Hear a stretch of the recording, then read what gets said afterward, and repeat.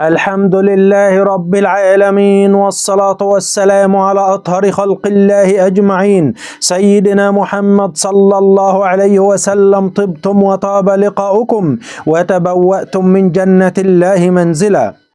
أكل النمل الأحمر للمطلقة علامة على طمعها وجشعها بالمال، والله أعلم. رؤية النمل الأحمر للحامل علامة على تعرضها للخطر بحملها، وقيل النمل الأحمر الكبير للحامل علامة على المعوقات الكبيرة في حملها. ورؤية الشعور بالألم من قرصة النمل الأحمر علامة على معاناة المرأة في الحمل. إذا رأت المرأة الحامل النمل الأحمر على الحائط، هذا دليل على تعرضها للمخاطر والأذى. وقيل النمل الأحمر في البيت للحامل علامة على كثرة المشاكل والنزاعات في بيتها. رؤية الزوج يقتل النمل الأحمر علامة على تخفيف الأعباء عنه. رؤية أكل النمل الأحمر في المنام للحامل علامة على النقص في عافيتها، والله أعلى وأعلم. النمل الأحمر الصغير علامة على الضرر والأذى. النمل الأسود أفضل من رؤية النمل الأحمر أو الأبيض، حيث يرمز النمل الأسود لطول العمر، والله أعلم.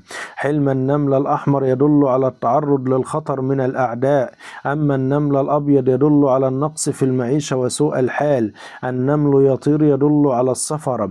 رؤية النمل الأحمر دليل على كثرة المشاكل والخلافات. من رأى نملة حمراء كبيرة أكلت من طعامه فإنه يتعرض للنهب والسرقة. رؤية النمل الأحمر من نوع اللي شوف يعني النمل الأحمر في الطعام علامة على غلاء الأسعار، والله أعلم. وكثرة النمل الأحمر تؤول بكثرة الأعداء والخصوم. هجوم النمل الأحمر علامة على التعرض للحقد والضغينة من قبل الآخرين. من رأى النمل الأحمر فليتوقع الكثير، والله أعلم. رؤية النمل الأحمر علامة على الهموم والغموم والاستيلاء على جميع الأشياء، والله أعلم. قرصة النمل الأحمر تدل على الضرر من الأعداء والخصوم، والله أعلم. من رأى أنه تعرض لقرصة من النمل الأحمر الصغير فإنه يتعرض للحسد، والله أعلم. الكثير من النمل الأحمر علامة على تعرض لمؤامرة، والله أعلم. عضة النمل الأحمر يدل على التعرض للإساءة والضرر.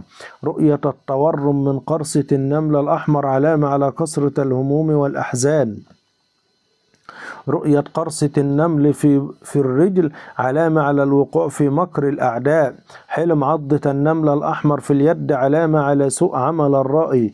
قرصة النمل الأحمر لشخص ميت يدل على حاجته لإخراج الدعاء والصدقات، والله أعلى وأعلم.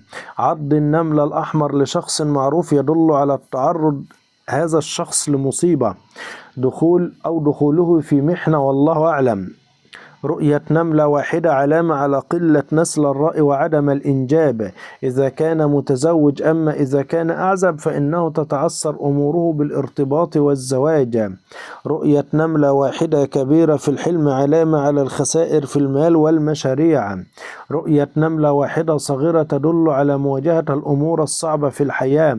من رأى في يده نملة واحدة فهذا يدل على كسب المال القليل بتعب كثير، والله أعلى وأعلم.